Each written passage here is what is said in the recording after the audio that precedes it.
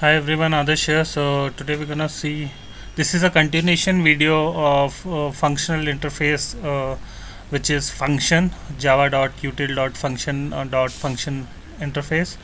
So in that function we have multiple type of function like function, integer function, double function, long functions. So in this video we're gonna see how we can use a integer function. So what I have done, I have just defined a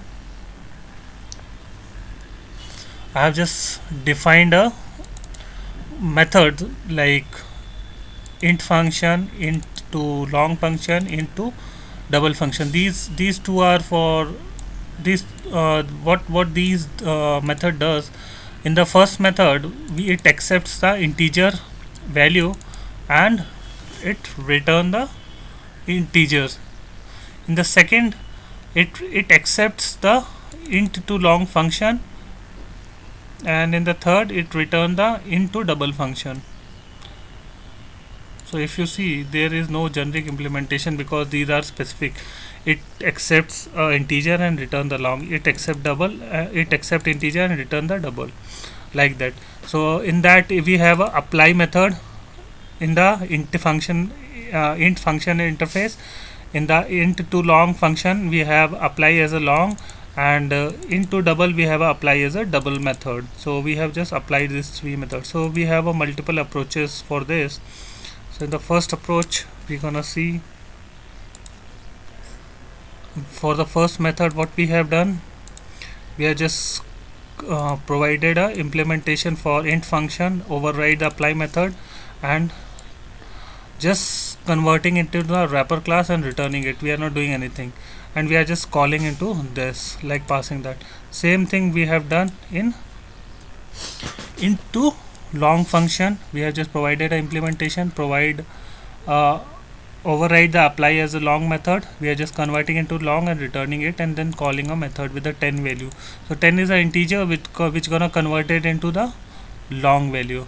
And then we have a third which is into double.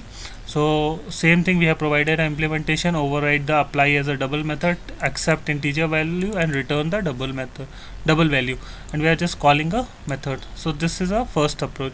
The second approach, what we have done, instead of creating, we are just creating an anonymous implementation, overriding the method apply method and then calling inside that. Same thing we have done for int to long and into double. So these two approaches are when we don't have a JDK8, when we cannot use the lambda expression. So these are very handy when we don't have a lambda expression, but from the JDK8 we have a lambda expression. So the third approach which we have here is basically a lambda expression approach, where we have, so what lambda expression says that only pass the relevant code. So for us this is the relevant code, where we have just taking the input, doing the operation and returning back. So say this is what we have used in the third approach, where we have just returning accepting an integer value, converting it into the integer and returning it, and then using a lambda sign here. Same thing we have done for this, accepting an integer, returning a long, accepting an integer, returning a double. But here you can see we have specified the int data type, and we have just specified the return statement and all. So what we have done in the fourth approach, we have removed the int data type and removed the curly braces and return statement. But in the fifth approach we have removed the braces from input also, and directly we are just saying that input lambda expression and what exactly we need to do. So this is a much more optimized lambda expressions what we have seen. So if I just execute this piece of code,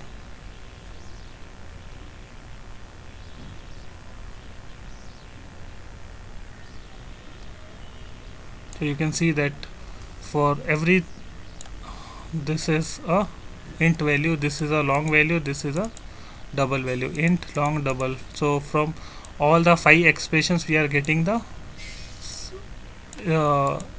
output. So in this video only this much. I'll come up with next video, which is a continuation of functions, where I'm gonna talk about long functions. So I hope this will help you to understand. Please leave your comments and feedback, and please do subscribe my channel, and don't forget to see the next video on long functions. Bye.